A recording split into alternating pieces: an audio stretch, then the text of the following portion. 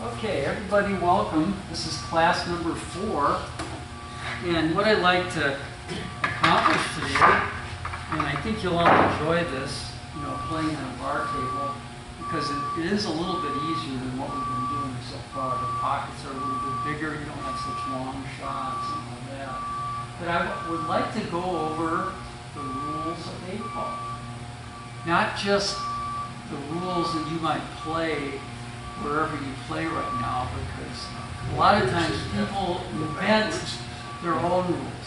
But what I'm going to teach you is something that I think will help you in the future, because these are the international rules, the rules they play everywhere in the world. And the Billiard Congress of America here in the United States has established this throughout the world. So it's something that you'll actually get to use in the last day of class, because we're going to have a little fun tournament, all right, like we always do. And we'll have prizes and things like that. So I think you'll enjoy it. Do you always win? Yeah. No. But I'm going to set this aside for a minute, and I want to do some review about different things we've learned so far. Now, some of you already have practiced this. I know Nyla and Cliff have. But, one of the main things that we've learned in the first 3 or 4 classes is how to stroke straight through the cue ball. Okay? Now, one of the things that I often notice when I teach classes to beginners and players that haven't played a whole lot is the one biggest error that I see is they don't really complete their backstroke. All right? One of the things about a pool stroke that we've talked about extensively is the relaxation of the arm and shoulder. In other words, when you don't grab the cue, you cradle it nice and gentle. So my thumb is pointing down, and really only these 2 fingers are really attached to the cue. But you'll notice when I take it back, what do you see? Yeah. What? Yeah.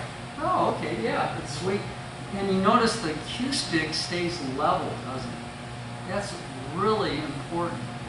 In other words, I took the time to take a nice, smooth, slow backstroke and completed the whole backstroke. And then there's a slight pause, like a pendulum on a clock. And the clock pendulum swings back, and notice it slows down.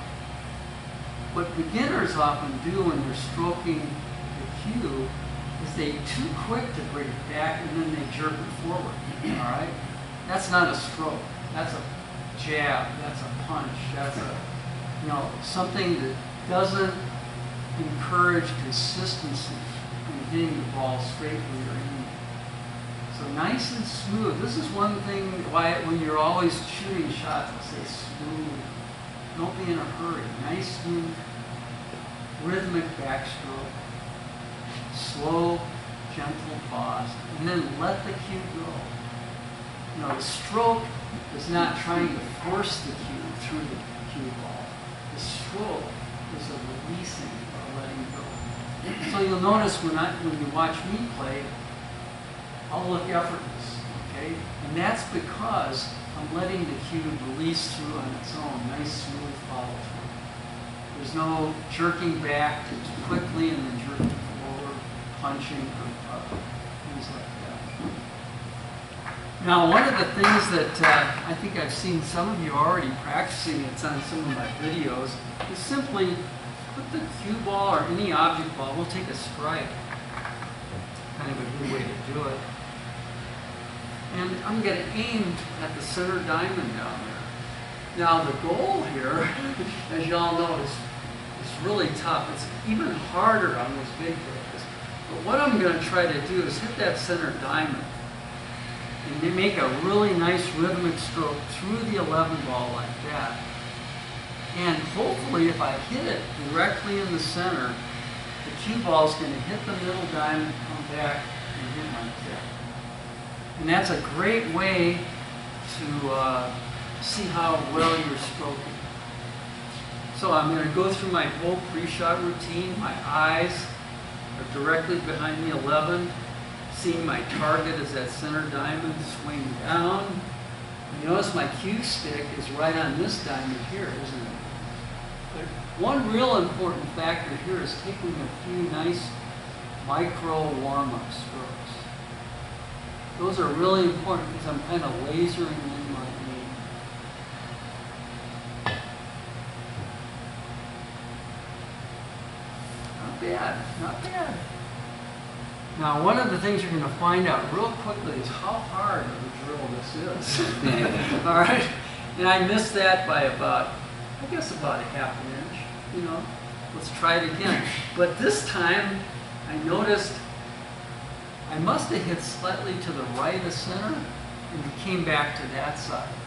So this time I'm going to adjust. And I encourage you to try this. You're going to need to make adjustments because to be perfect every time is extremely difficult. Go through my whole pre-shot routine, swing down with the left foot, take a few micro strokes.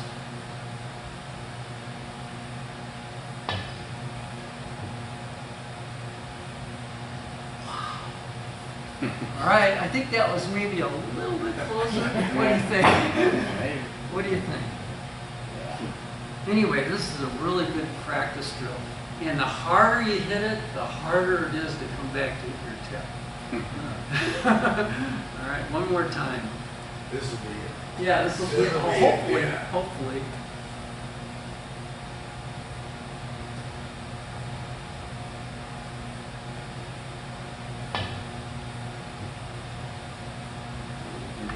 Okay, not bad. Not bad. A little bit off to that side, but I encourage you to try that out, okay? Now you notice when I accelerated through the 11 ball or the cue ball, whatever, my cue stick stayed right out there. That's kind of what you want to establish in your own game. Too often we want to get up real quick and see where everything's going, the ball's going in the cue ball. But it's like putting in golf. You have to keep your head down throughout the whole stroke. Right? So very important on all pool shots.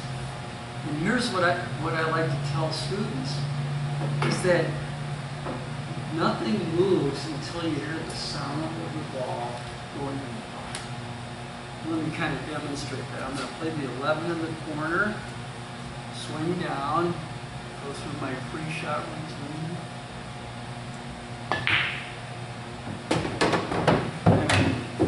In other words, wait till you hear the ball going on. Very, very important. The better you can do, in fact, a guy used to joke all the time that like to gamble on pool. He would say, always bet on the guy or girl that stays down the longest. All right, any questions on any of that? Okay. Hi, Bob. I just wanted to introduce you to our new student, Ron. He had a heart procedure, so he missed the first three classes. Steve maybe. 80 here? Okay. All right, are we ready to learn all the rules of 8-ball? All right, come on a little closer. I want you to, yeah. All right, we're going to start off with racking the balls. Now there's 3 requirements to racking the balls. You'll notice that a lot of people will alternate stripe and solid all the way around. But the international rules don't require that, okay? But in the international rules, the 8 has to be in the very center. And on the wings, you have to have a solid and a stripe on the wings. In other words, each wing has to have a different one, a stripe or a solid. I could do this though, that would be legal too. Now, besides the 8 in the middle and the wings having a stripe and a solid, everything else can be whatever randomly comes up. Equal 1 doesn't look the tip. No, not at all. We're not playing 9-ball. 9-ball, you have to have the 1 in front. Okay? All right. Now, when you're racking the balls, most tournaments now in leagues, they've gone to rack your own. Can anybody tell me why they do rack your own? Set it up yourself. Exactly. Nobody else can screw with it. Exactly. Here's what happens when other people rack for you. They might go up like this, and you see a couple of loose balls like that. Well, if I try to break now and hit that rack, it's going to be like hitting a bowl of tapioca pudding. It's just going to, a few balls are going to come off, but there's really not going to be much of a break. So to teach you how to rack correctly, it's real important that you use your thumbs when you rack. So watch what I do.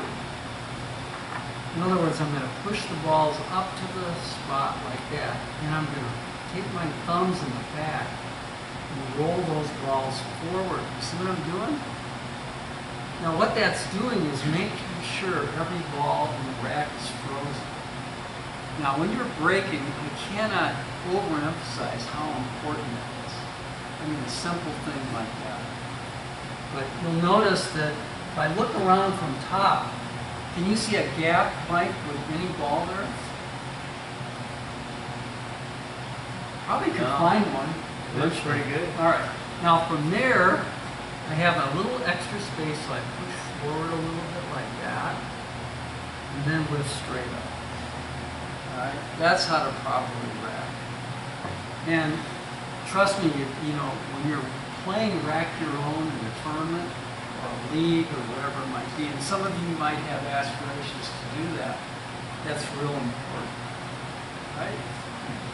Did it change just recently? Did the rule change just recently? Because previously one person was racking and another was breaking. Oh, no, that's been that way for many, many years now. You know, eventually, if you ever decide to play in tournaments or leagues, you know, that's the way they do it. And it's also embarrassing and even can get hostile on certain occasions if somebody tries to bad rack, you would call it. And this way, there's no controversy. You're responsible for your own rack. Okay? All right, are we ready for the break? Yeah. All right, cool. Now there's two ways to break an 8-ball. Now under these international rules that we'll be playing in our class, again, we're going to have a tournament on the last day of class. The 8-ball on the break does not count as a win. In other words, it'll simply spot up and you'll be able to continue shooting. They decided to take, you know, a lot of the random luck out of the game. But as far as I'm concerned, that was a bad decision. Because making the 8 on the break, you really have to hit it quite well. So for me, I disagree with that rule because I think you should be rewarded for having a powerful play. Yeah, go ahead. And if 8 is pocketed, what do they do with it? It just gets spotted. It gets spotted. And you continue shooting. But guess what? If you don't like the way the balls are, if you make the 8 on the break, and you can re-break. That's one option on international rules. By spotted, you mean to put on that spot? Well, sometimes the spot will be covered, so you have this imaginary line that goes all the way back. Sometimes it will be spotted, you know, further behind like that. All right? And who is deciding where to put 8 ball? Well, it just, you know, you can see if it's correctly spotted. Either player can be spotted, you know, but usually it would probably be the person that broke. Yeah, I've seen it done both ways. Yeah. But, you know, a lot of times people will say, well, you didn't spot that correctly, you just correct it.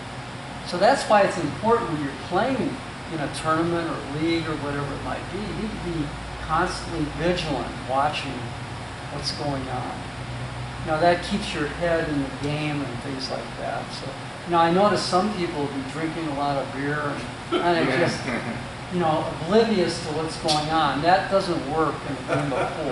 Because you got, no, I don't mind drinking beer and all that. No, that's all fine. I'm just saying, to be a good pool player, you have to have focus and concentration.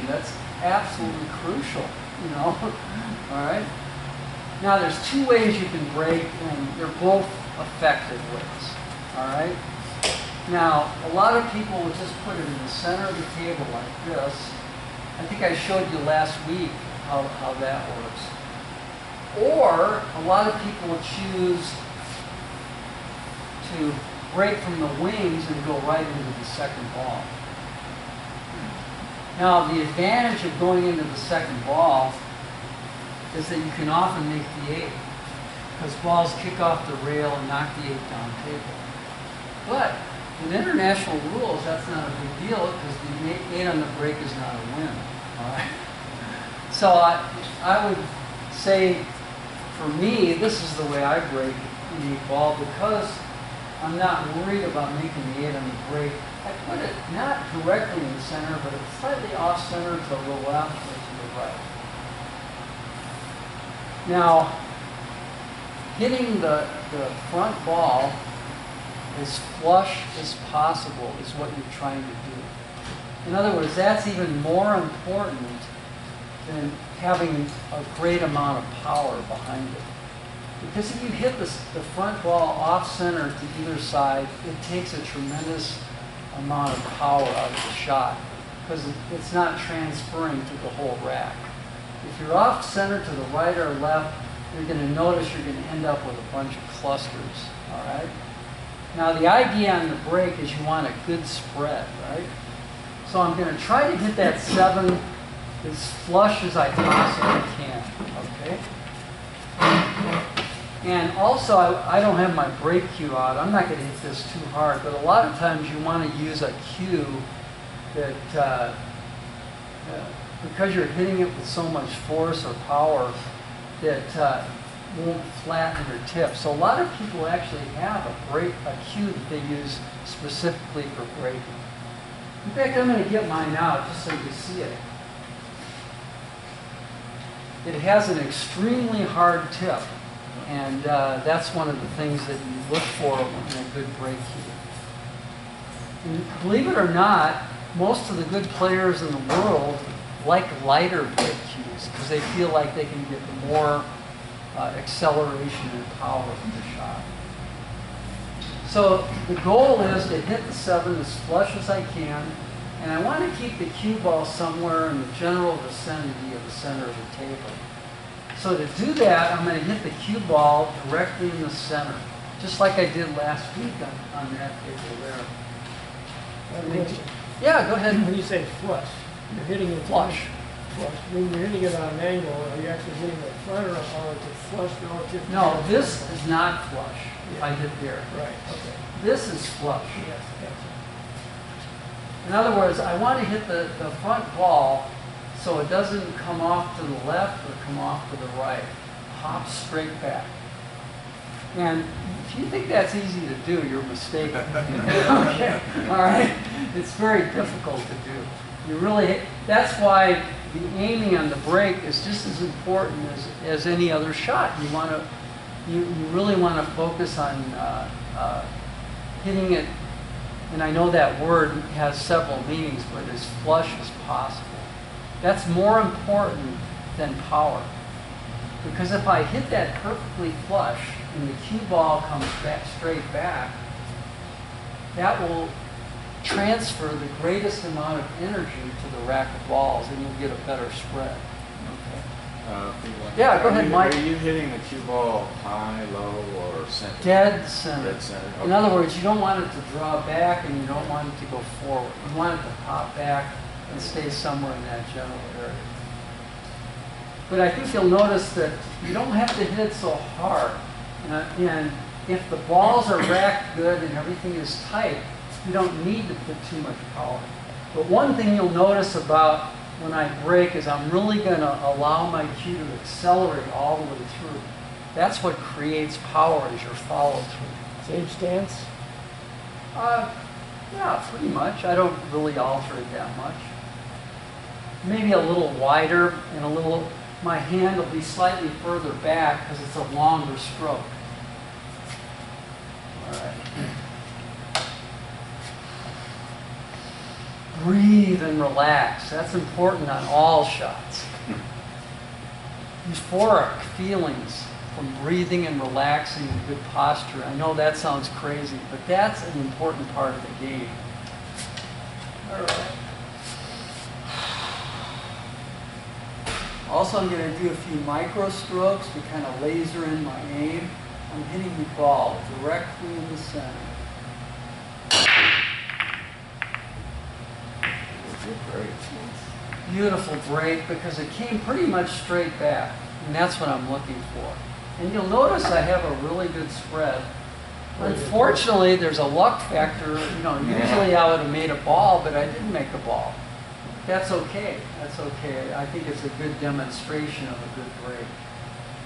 All right, now we got the first shot of the game. Now, before we get to that, let me just say, as an example, let's say that the 9 ball went in the corner, all right, on my break. All right, I get to keep shooting. Now, since it's my shot, a lot of people might think, well, you made the 9 ball on the break, so you have stripes.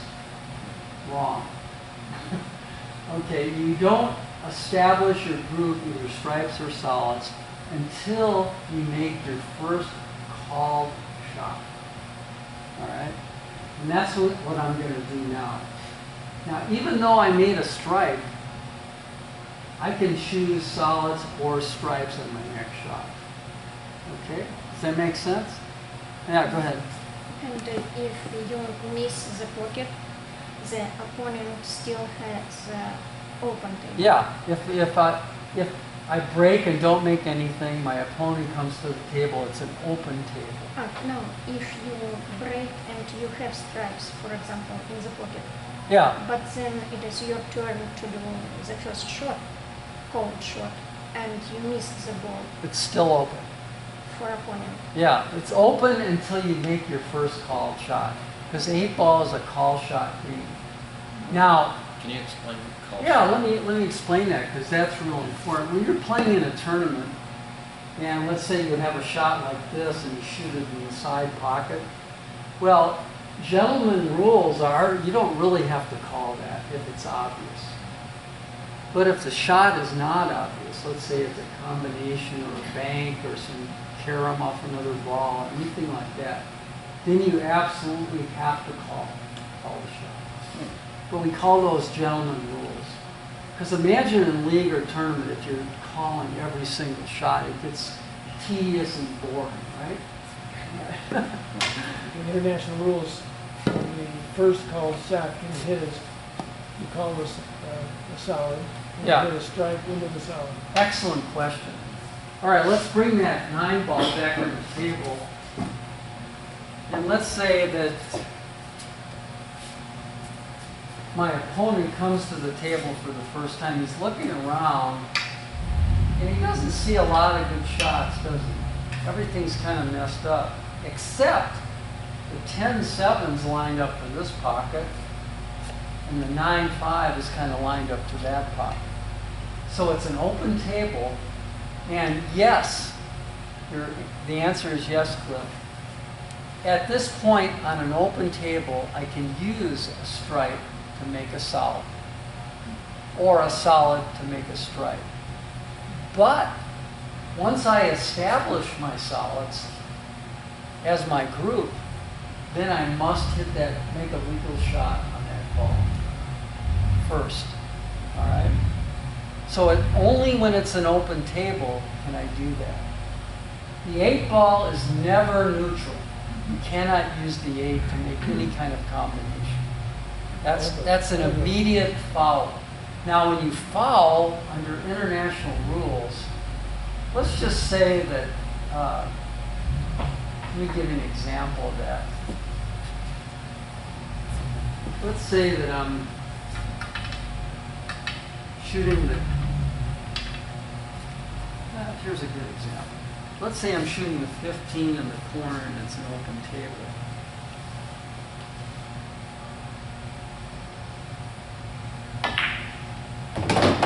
And I'm scratching the side pocket. Now, a lot of people think that at this point I get ball in hand in the kitchen. Wrong. It's ball in hand for my opponent anywhere on the table. You can set it anywhere. All right? The ball always stays down. Yeah, yeah. And the ball stays down. And there's a good reason for that. Imagine trying, in a bar boxes when you're putting quarters in or something like that. No, it just wouldn't work, would it? All right. All right, let's give you a couple more ideas. Let's go back to this one. So scratches are always ball in hand then? Scratches are always ball in hand. And we'll get to other fouls as well, which will also be ball. Does that include on the break? Scratch on the Yes, anywhere on the table that you scratch on the break. break? Okay. Yeah. And I'll tell you what, you And may as not close as you want to anything? anything. Okay. And I think after a while, you'll kind of like that rule because it gives you a nice, easy shot to start, doesn't it? Whereas sometimes in the kitchen, it's going to be a little bit harder. And that's what a lot of people call this the kitchen, right? Isn't that, that's kind of a pool term. But let's go back to, it's still an open table. I made that ball and scratch, so the table's still open. So that my opponent comes to the table and he's going to call the 5. 5 in the corner. Because it's an open table, he can do that, and that's a legal shot. And now, at this point, he's established he has sides. All right. Now, from this point on, you have to hit. So, you No, can, go ahead. you can, now that he did that, he can kick solid or strike, whichever he wants. Oh no, he has to take solid. Yes. He called a 5. Oh, gotcha. And that's his group now. Now at this point he can't hit a strike first, or otherwise that would be a foul and the opponent would get ball in hand. But from this point I'm looking at the rack. I've got a nice easy shot on the 1. The 6 is kind of hidden. But I couldn't roll, if I wanted to and I rolled the cue ball down here, I wouldn't be able to make the 7, would I? Because I would have to hit the 10 first. It's no longer available to use a strike to make a solid. So what I might do in this case is I'll make the 1 in the corner like this. And guess what? If I hit the 2 over the 10 and make the 7, is that a legal shot? Yep. It is. So that's what I'll do. I'll call the 7 in the corner, and I'm going to hit the 2 to the right side of the 10 and to make the 7. As long as you hit one of the balls first. So that's a good shot. All right. Now what do I got here now? I've got nothing really good, nothing but a bank. I could either bank the 2. I think the 14 is in the way. So I'll have to bank the 2 ball over here, I guess. That's really all I have.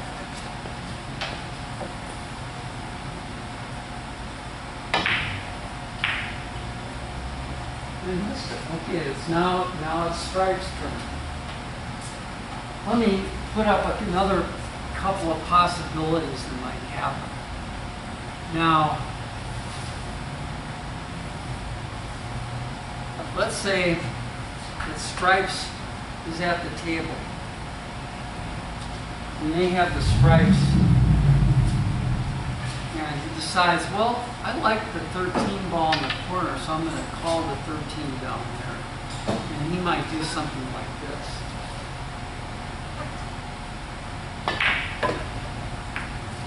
Is that a legal shot? That's No. like hit the 3 first. Yeah, you hit your opponent's ball first, so that your opponent will get ball in hand anywhere on the table. Because you've already established Stripes and you hit a solid first. Okay, I know there's a lot of complexities to international rules of 8-ball. So, when you're practicing today, I'll be coming around. You ask me any question you want. I want you to have some fun playing a little 8-ball today. Does that sound like a Yeah. deal? Yeah. All right. All right, other things about 8-ball that are real interesting is that a lot of times you're going to be in positions like this. Let's say you have solids. Well, you know, you can't even hit a solid unless you go to a rail first, right? So I really don't have a shot. And a lot of times you'll be in positions where you don't have a shot, and you might just say, well, I think I'll just play safety. And the idea of a safety is to play a shot to where you don't leave your opponent a good shot. Okay, so I'm going to try to go into the rail and maybe hit the 3 on this side and bring the cue ball back to the rail like that. And hopefully, you know, stripes won't have a good shot. Let's see how it turns out. Well, I left stripes a good shot, but I did hit a rail after contact, so it was a legal shot. Is that, And I also hit the 3 first. Go I ahead. have 2 questions. Yeah. If you missed a 3, would that be ball in hand? Yes, type one? yes. And your cue ball has to hit a rail after it hits your ball? Well, any ball after contact has to be a rail. It'll be a legal shot. Let me show you something that would be considered a foul. Let's say that I have solids and I did this. Well, my cue ball is going to hit the rail. Oh, that was a legal shot because the 3 hit the rail. But let's say it got to here and didn't hit the rail. That's a foul ball. But your cue ball would hit the rail. That doesn't matter. It's after contact. After contact, something has to hit the rail. Oh, something. either Yeah, way. Okay. like the 8 ball, it could be the cue ball, it could be, you know, your opponent's object ball. Like for example, this would be a legal shot. Let's say I have solids. And I'm playing safe. The 11 hit the rail. But if you are doing stop shot, nothing hits the rail in stop shot. I don't understand. Well, if you make the ball, then I don't think you have to. The ball, if the ball goes in, that's a good hit. Yeah. That's a rail. Yeah. What are you thinking? Okay. No, I saw. So if you do stop shot, you don't hit the rail, it's still a legal shot. Oh yeah, oh yeah. See, going in the pocket is hitting the rail. But let's say you did this. That's a good question. Let's say I hit the 3 and it rolled to there. That would be a foul ball in hand because it didn't contact the rail. Yeah. That's an interesting situation, but that rarely ever comes up. And this is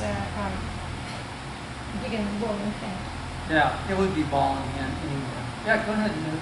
Is there a difference between playing safe and calling a safety? No, same thing. Let me give you an example of a good safety. Well, you don't have to call a safe shot, a safety shot. It's a good idea to call it. Let me explain why. If you're going to play a safe shot, sometimes you might accidentally knock a ball in that you weren't intending. You would hit, then it becomes confusing to your opponent what your intent was. So yes, you really do need to call safe. Yeah. I think I read the rules, the national rules, I think. Yeah. That if you call a safety, when you sink the ball, you don't have to shoot again. Exactly. Like Okay, that's a safety in opposed to playing safe. Cliff's exactly right. If I wanted to do this, I'll call safe. Well, it's not at my shot anymore. It goes over to my opponent. And look what I did. I played them so you had really no shot at all. I think the 11's obstructing the 13, all that. So that, people can do that too. That's kind of more advanced players would do stuff like that. And it is after this shot, it is just changing the turn. It is not ball in hand. Right? Yeah, it's not ball in hand because I made a legal shot on my ball, but I called safe, and even though I made it, I lose my turn. Interesting. Good questions. Yeah. So every shot you take in pool, you got a call. Is that it? You're always. Gentlemen rules too, but if you're, like if you're playing safe and you're going to pocket a ball, you have, like if I shot that 3 without calling safe, well, my opponent would be expecting me to shoot again, right? So it's, there's certain, but if you're just running the balls, let's say I do this, I'm playing stripes and you're going to shoot the 11, 13 around the table, it's gentlemen rules, just, you don't move. And a lot of times in a bar where you're playing a league or a tournament, there's music on. What people will often do is, just point to the pocket, that kind of thing. That's good enough.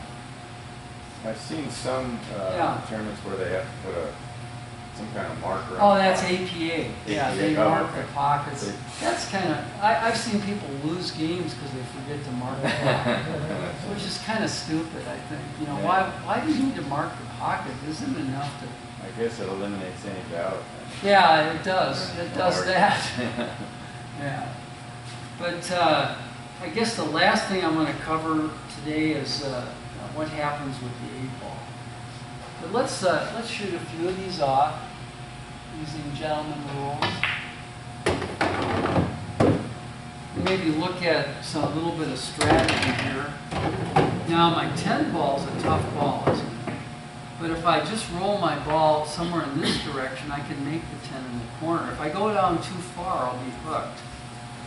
So, and again, I don't need to call this. This is just a gentleman rule type shot. This one I probably need to call because it's a little bit, difficult and confusing. But I'm going to say 10 ball, and I can just aim point like that. That's good enough.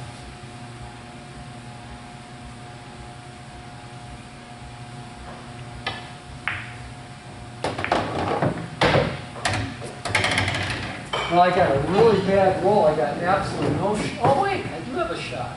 I got the 12 in the corner. I got lucky. All right. Or, let's see, what else could I do? I could do but I'm kind of at a bad angle. But you're right, Cliff. I could kick into this rail and come back and knock the 12, 14 on the side. That's probably a more fun shot. Let me shoot that. So, this one you would definitely need to call, all right? Which ball and area? Yeah. Well, I don't have to call the kisses or the banks, but I need to call the 4th ball in the pocket. So I'm going to line this up, and I want to hit the 12 right in the face, if I can. So we're still at the table now. That was a good shot. Now I got the 12 in the side, and all I have to do is roll forward a little bit so I can play the 9 in the side over there. So I'll hit this nice and gently. Not bad. Have you covered how to make the ball roll or stop or anything? Oh, we did all that in You already previous did. classes, but we'll get, All right, now, notice I have a little angle, so the cue ball is going to go this way. So you know what? To make this 9 and get shape on the 8, I have to hit it real soft. So I'm just going to gently roll it in. Like that. Now we got down to the 8 ball, all right? Now, no matter what, you got to call it. All right?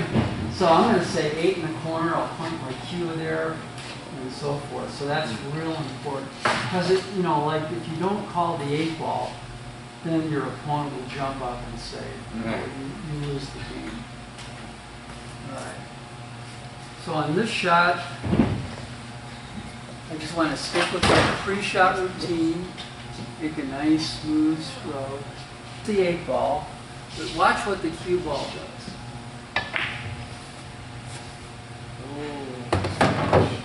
All right, what happens there? Exactly. It's not lost a game. It's not? It's not. If I would have made the 8 and scratch, it would have been lost a game. But if I miss the 8 and scratch, it's simply ball in hand for my opponent. Pretty interesting, huh? Yeah. I like that rule because, you know, it makes the game a little bit more exciting and puts more pressure on your opponent to make a good run out, you know, rather than just win the game out of hand like that. Okay. Yeah, I know that's a lot of stuff, isn't it? Yeah. But I think you'll, you know, when you watch pool on YouTube or if you go to a tournament one someday, you know, these are the rules they'll be playing.